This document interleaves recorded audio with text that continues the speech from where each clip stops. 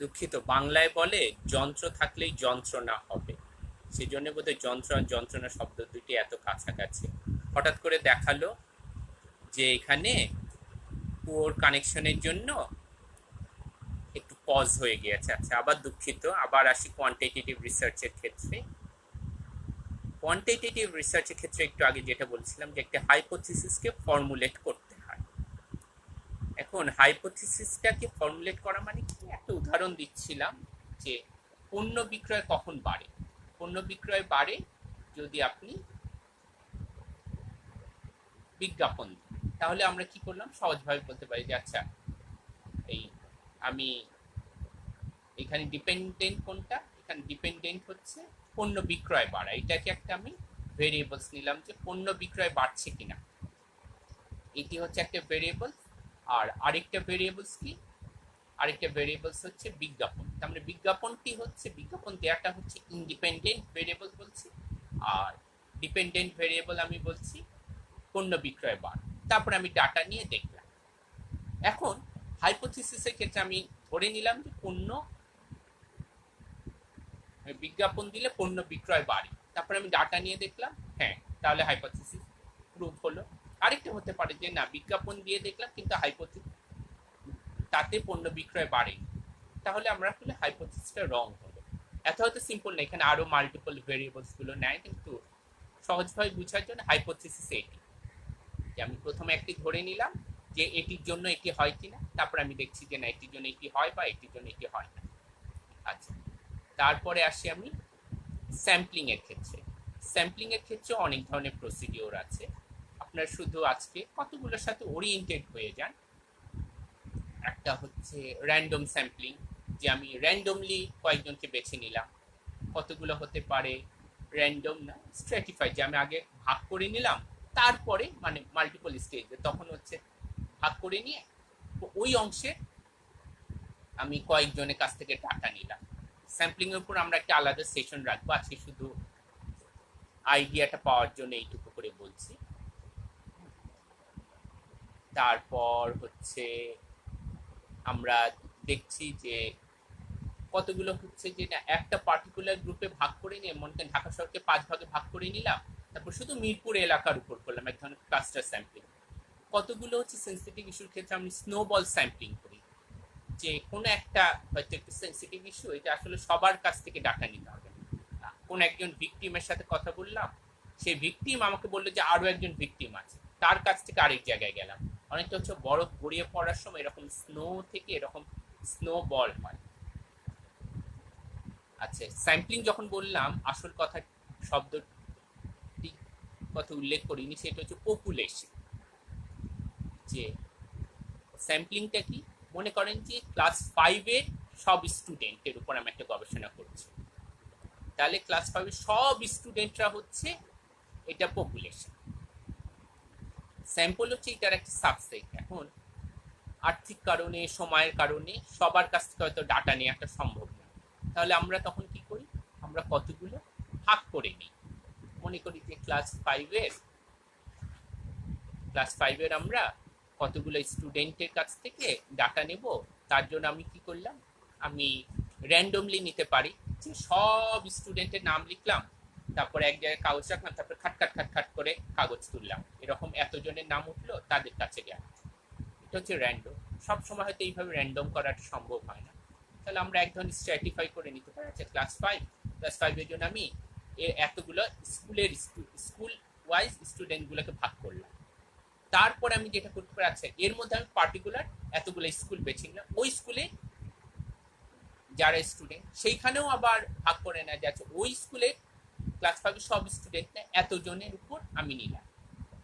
সেটা হচ্ছে যে একটা বললেন যে টোটাল র্যান্ডম হচ্ছে জাস্ট খাটখাট করে নেওয়া। কতগুলো ক্ষেত্রে এটা ক্ষেত্রে স্যাম্পলিং করা যায়, সেটা হচ্ছে আচ্ছা ক্লাসের সব স্টুডেন্টকে 1 2 3 4 করে নাম্বার দিলাম, তারপরে 1 নিলাম, 5 নিলাম, 10 নিলাম, এইভাবে একটা রেগুলার ইন্টারভেলে এতজন স্টুডেন্ট নিলাম। এইভাবে আমরা সিস্টেমেটিক ভাবে করতে পারি। কতগুলো ক্ষেত্রে হচ্ছে যে আরেকটা হতে পারে যে আমি এই স্কুলে নিয়ে ওই ক্লাসে সবার উপরে নিলাম। আবার কতগুলো ক্ষেত্রে হয়তো এমন একটা ইস্যু যে আমি একজনকে কথা বললাম, তারপর বললাম যে আচ্ছা তোমার মনে হয় যে এই বিষয়টা কার কার এফেক্ট করেছে, ও আরো কয়েকজনের কথা বলল, তখন তাদের কাছে গেলাম। আমি এইভাবে করে আমি এক ধরনের স্নো বলের মতো এক ধরনের স্যাম্পলিং করছি। এটা হচ্ছে একটু কুইক, আমি যদি বলি আপনারা শুধু এগুলো কতগুলো শব্দের সাথে একটু পরিচিত হয়ে থাকে। আর এছাড়া ভ্যালিডিটি, রিলায়েবিলিটি দুটো শব্দ, এটি কোয়ান্টিটিভ রিসার্চের ক্ষেত্রে গুরুত্বপূর্ণ। ভ্যালিডিটিটা হচ্ছে যে আমি যেভাবে আলোচনা, যেভাবে কনক্লুড করলাম বা যেভাবে জেনারেলাইজ করলাম, এটা কতটা অ্যাপ্রোপ্রিয়েট, যে যা এভিডেন্স দিয়েছি তার সাথে এটার কতটা সম্পর্ক আছে। যে আমার তথ্য বলছে এই, আমি বলছি এই, তাহলে এটা ভ্যালিড হলো না। তার মানে আমি যেই টুল দিয়ে ডাটা কালেক্ট করেছি, যে আমি জানতে চাচ্ছি ইনকাম, কিন্তু আমি ইনফরমেশন নিয়েছি অন্য, তাহলে বোঝা যাচ্ছে যে আমার এই টুলটা ভ্যালিড নয়। রিলায়েবিলিটিটা হচ্ছে অনেকটা এই যে আমি যে রেজাল্টটাকে নিয়ে কাজ করেছি, যে ইনস্ট্রুমেন্টগুলো ব্যবহার করেছি, যে পদ্ধতি ব্যবহার করেছি, সেটাকে আসলে আরেক জায়গায় মানে কতটা কনসিস্টেন্ট, যে এটা এইখানে করা যাচ্ছে, আরেক জায়গায় এটা অ্যাপ্লাই করা যাচ্ছে না, তাহলে বোঝা যাবে যে আমার যেই গবেষণাটি করেছি, যেই পদ্ধতিটা দিয়ে আমি ডাটাগুলোকে কালেক্ট করেছি, যেভাবে ইন্টারপ্রিট করেছি, সেটা রিলায়েবল। এখন আবার আসি যে কয়েক ধরনের রিসার্চের শুধু আজকে কথা বলবো, যে টাইপস অফ রিসার্চ। কতগুলো হচ্ছে সার্ভে রিসার্চ, কতগুলো হচ্ছে কোরিলেশনাল রিসার্চ, কতগুলো হচ্ছে কজাল কম্পারেটিভ রিসার্চ, কতগুলো হচ্ছে এক্সপেরিমেন্টাল রিসার্চ। সার্ভে রিসার্চ কি? সার্ভে রিসার্চ হচ্ছে বেশ পপুলার, এই গবেষণা একটু পপুলার, যে অনেকের কাছ থেকে কতগুলো ডাটা নেওয়া হচ্ছে। যে একটা কোশ্চেনিয়ার নিয়ে গেলাম, আমি অনেকের কাছ থেকে ডাটাগুলো কালেক্ট করছি। এগুলো সাধারণত কতগুলো কোশ্চেনিয়ার বা টেস্ট দিয়ে করা হয়। যে ক্লাস 5-এর কথা বলে, যে ক্লাস 5-এর সব স্টুডেন্টের উপর নিচ্ছি, হয়তো একটা হতে পারে কোশ্চেনিয়ার, আরেকটা হচ্ছে ক্লাস 5-এর স্টুডেন্টের ম্যাথসের কি অবস্থা, আমি একটা টেস্ট দিলাম, ওরা টেস্টকে অ্যান্সার করব, এইভাবে আমি একটা সার্ভে করছি। এর জন্য একটা রিপ্রেজেন্টেটিভ স্যাম্পল বেছে নিতে হয়। আপনারা স্যাম্পলিং এর ক্ষেত্রেও যে পদ্ধতিগুলো বললাম, এই পদ্ধতিগুলো সহজভাবে নানা জায়গায় আছে, আপনারা দেখে নিতে পারেন। প্রয়োজনে স্যাম্পলিং নিয়ে আমরা একটা সেশন করব।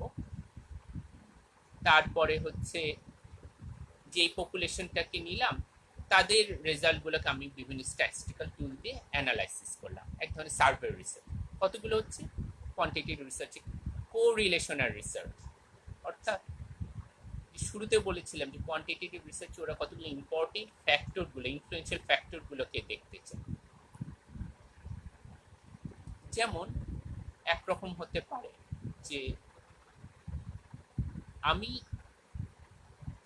একজন টিচার কত বছর স্কুলে পড়াচ্ছে, তার সাথে ছাত্রছাত্রীদের পরীক্ষার নাম্বারের সম্পর্ক আছে কিনা।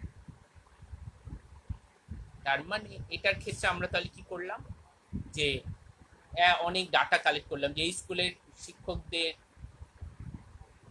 কার কত বছর ধরে পড়াচ্ছে আর স্টুডেন্টদের কি নাম্বার, তারপর দুইটার মাঝখানে একটা কোরিলেশন দেখলাম।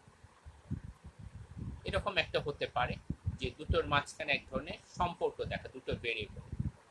আবার এত সিম্পলও না, এগুলোর ক্ষেত্রে অনেকগুলো ভেরিয়েবল দিয়ে তারপরে দেখবেন যে রিগ্রেশন টেস্ট করা হয়, যে এটা বেশি ইনফ্লুয়েন্সিয়াল, এটা বেশি, এটা কম ইনফ্লুয়েন্সিয়াল। সে স্টুডেন্টের রেজাল্ট, এটা হচ্ছে ডিপেন্ডেন্ট ভেরিয়েবল, যে স্টুডেন্টের রেজাল্ট, কিন্তু টিচারের ইয়ার, স্কুলের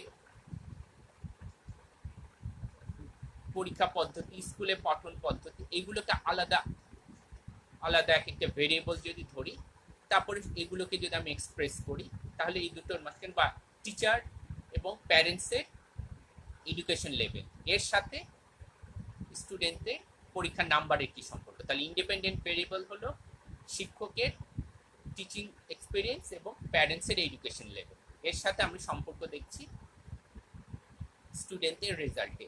তারপর এখানে কজাল রিলেশনশিপ দেওয়ার সময় দেখা যায় যে হ্যাঁ, শিক্ষকের এক্সপিরিয়েন্সটা হয়তো বেশি ইনফ্লুয়েন্সিয়াল দেন আদার্স, এই যে শিক্ষকের এক্সপিরিয়েন্সটা বেশি ইনফ্লুয়েন্স করছে আর আমাদের প্যারেন্টসের ইয়ার্স অফ এডুকেশন লেভেল কম ইনফ্লুয়েন্স করছে স্টুডেন্টদের রেজাল্টের ক্ষেত্রে।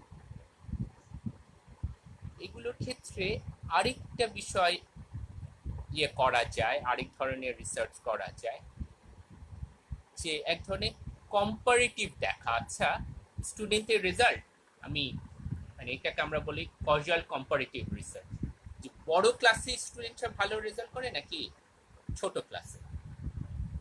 তার মানে আমি কিন্তু এখানে দুটো গ্রুপকে আমি দেখছি, এইভাবে করে কতগুলো রিসার্চ করা হয়। আরেক এর সাথে লিঙ্ক হয়তো সম্পর্ক আছে আরেক ধরনের রিসার্চ, সেটা হচ্ছে এক্সপেরিমেন্টাল রিসার্চ। এক্সপেরিমেন্টাল রিসার্চের ক্ষেত্রে দুটো শব্দের সাথে একটু ওরিয়েন্টেড হবে, একটা হচ্ছে কন্ট্রোল ভেরিয়েবল, আরেকটা হচ্ছে যে ভেরিয়েবলের উপর আমি টেস্ট করছি। কন্ট্রোল ভেরিয়েবলস গুলো কি? কন্ট্রোল ভেরিয়েবলস হচ্ছে, মনে করে যে রিসার্চটা আমরা এরকম করছি যে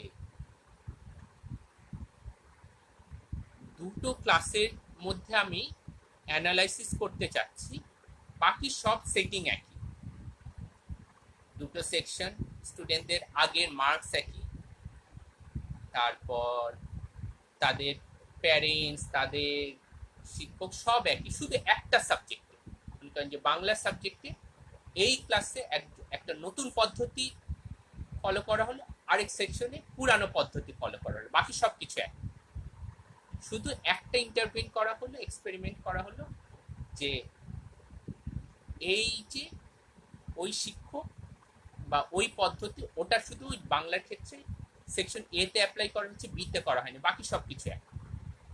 তার মানে একটাকে কন্ট্রোল করা হচ্ছে, আরেকটাতে আমি একটা ইন্টারভেনশন দিয়েছি। এই ইন্টারভেনশনটা দেওয়ার পরে আমি দুই জায়গায় রেজাল্টটাকে কম্পেয়ার করছি। এটা এক ধরনের এক্সপেরিমেন্টাল রিসার্চ। বাস্তবে যত সহজ বলছি, বিষয়টা হয়তো অত সহজ নয়। অত সহজ নয় এই কারণে যে কন্ট্রোলগুলোকে এত সহজে কন্ট্রোল করা যায় না, তখন এক ধরনের কোয়াজি এক্সপেরিমেন্ট করে। এগুলো বিষয়গুলো আপনারা দেখে নিতে পারবেন। আজকে যেহেতু সারফেস লেভেল আলোচনা, আজকে তাই আমরা অত ডিটেলসে যাচ্ছি না। আজকের এই আলোচনার একটা পিপিটি লিঙ্ক আছে, পাওয়ার পয়েন্টের লিঙ্ক আছে, এটিও আপনারা দেখবেন, গুগল ড্রাইভে দেওয়া আছে। এছাড়া পিপিটি লিঙ্ক আর সব হ্যান্ডআউটসের জন্য আপনারা আরও একটা লিঙ্ক আছে, সেটিও দেখতে পারেন। এখন একটু র্যাপ আপ করি আজকের হোমওয়ার্কগুলো দিয়ে। তো হোমওয়ার্ক হচ্ছে, একটি হচ্ছে হোমওয়ার্ক 1, যে prepare and revise your notes for and by researcher. তার মানে এই কিভাবে করে নোটসগুলোকে নেবেন সেটা লিঙ্কটাও দেওয়া আছে, আপনারা এটা রেগুলার অধ্যয়ন করবেন। এটা লিঙ্কটাও নিচে দিয়ে দিয়েছি, এবং এটা আপনারা রেগুলার আপনাদের রিসার্চারের ডায়েরিতে অনুসরণ করবেন। তারপরে read and note from the chapter the selection of a research design, এটিও গুগল ড্রাইভে বইটির লিঙ্কটা দেওয়া আছে, এখান থেকে আপনারা পড়ে এটাকে আপনারা পড়বেন এবং সেটাকে নিজের মতো করে আপনারা নোট করবেন। তারপরে ওই সেকশন চ্যাপ্টারটিকে আপনারা সামারি করবেন, কিন্তু আপনার নিজের ভাষায়, এবং এটার লিঙ্কটাও দিয়ে দিয়েছি। আর আপনারা আগ্রহী হলে এটির কমেন্টস বক্সে অথবা samio@gmail.com এখানে ইমেল করতে পারেন। আপনারা দেখবেন এটা কমেন্টস বক্সে এগুলো দিয়ে দিয়েছি। এখন একটু আসি যে আজকে একটু যান্ত্রিক ত্রুটির জন্য হয়তো দুটো ভিডিও হয়তো দুটো ভাগে ভাগ হয়ে যাচ্ছে। সেশন 4-এ যান্ত্রিক ত্রুটির জন্য মাঝখানে যেহেতু একটু নেটটা বন্ধ হয়ে গিয়েছিল, তাই একটু পরের অংশটিকে, কোয়ান্টিটেটিভ রিসার্চের অংশটি একটু আলাদা স্লাইড এসছে। আপনারা এই যান্ত্রিক ত্রুটির জন্য আমি দুঃখিত, আপনারা একটু ক্ষমা সুন্দর দৃষ্টিতে দেখবেন, এবং আশা করি এই করোনার সময়টিতে আপনারা ভালোভাবে সময়টিকে ব্যবহার করবেন। এবং মনে রাখবেন, নিউটন কিন্তু তার বড় বড় আবিষ্কার, যেগুলো আমরা গল্প আকারে পড়েছি, আপেল পড়লো, মাধ্যাকর্ষণ শক্তি আবিষ্কার করলো, আলো, ক্যালকুলাস, এগুলোও কিন্তু আমাদের মতো এরকম একটা আইসোলেটেড অবস্থাতেই আবিষ্কার করেছেন। অতএব ইউ ক্যান নেভার টেল যে এই সময়টিতে আপনারা মহৎ কোনো কিছু আবিষ্কার করবেন না। আমাদের রিসার্চ ডিজাইনে একটু উদ্দেশ্য হচ্ছে যে আপনারা কিভাবে চিন্তা করবেন, তার মাঝখানে কতগুলো পদ্ধতির সাথে ইন্ট্রোডিউস করা। আপনারা কোন পদ্ধতি বেছে নেবেন সেটা সম্পূর্ণই আপনাদের এখতিয়ার, আপনাদের ইচ্ছা। আমরা আজকে কোয়ান্টিটেটিভ রিসার্চের একটি খুব সারফেস লেভেলে আলোচনা করেছি। তো আপনাদের বারবার অনুরোধ করছি যে যারা কোয়ান্টিটেটিভ রিসার্চ অ্যাপ্রোচে স্পেশালাইজড হতে চান তারা আরেকটু অভ্যাস করবেন, এবং এই সেশনটি তাদের জন্য পুরোটাই যথেষ্ট নয়। আমাদের একটু বেশি গুরুত্ব দেওয়া হবে কোয়ালিটেটিভ রিসার্চের ক্ষেত্রে। মানে এখন পর্যন্ত আমাদের এক্সপিরিয়েন্স হচ্ছে যারা এগুলো কোর্সে অংশগ্রহণ করছে, বিশেষ করে আর্টস অ্যান্ড সোশ্যাল সায়েন্স, তারা একটু কোয়ালিটেটিভ অ্যাপ্রোচের দিকে আগ্রহী হয়। আমরা আশা করি সামনের আমাদের সেশনটি রিসার্চ ডিজাইন পার্ট 2টি হবে কোয়ালিটেটিভ রিসার্চের উপর। আর আগের 3টি সেশনেরও লিঙ্কগুলো দেওয়া আছে, আপনাদের যদি এটি উপকারে লাগে তাহলে আমি অত্যন্ত খুশি হব। আপনাদের সকলকে ধন্যবাদ।